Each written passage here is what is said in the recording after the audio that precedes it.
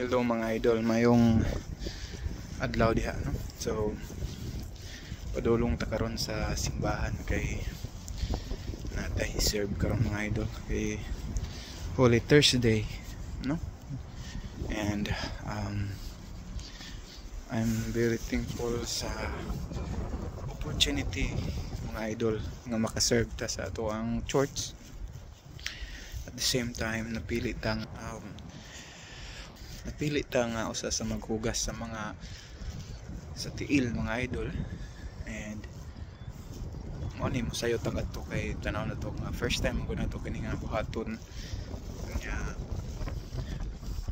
hopefully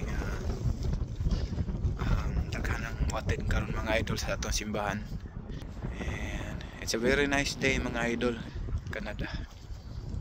And nautaon ta nga daghan sad ang mayong panglawas karong panahon na ning Holy Week mga idol.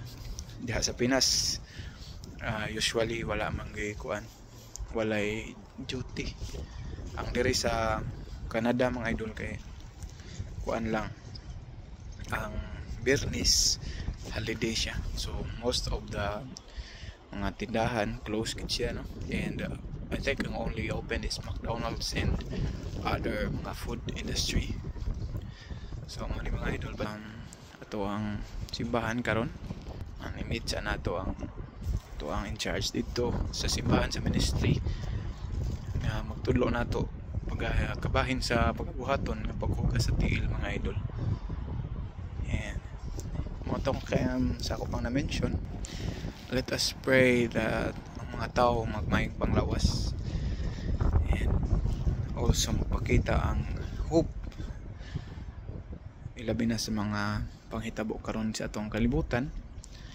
Ang pag-asa unta magpakita sa tagsa-tagsa kanato mga idol. Alright, so usap pa mga idol ang mahay or pag repent sa atong mga sala ining Holy Week ato kining pagkakahinan oras mga idol, kay giluwas kita sa ato ang makagagahom. Kihatag ni iyang bugtong anak diri sa kalibutan para luwason kita sa atong mga sala. And as a father, as a parent, try to like put yourself, sa imong gihatag imong bugtong anak to save the people for the love of God mga idol. And then hilang ko ta video mga idol, hinaot pa nga tagaan mo mayong panglawas o siguro mabisit sa mga church or mabisit mo sa church or sa Calvario this Holy Week mga idol, mas maayo. God bless you all mga idol.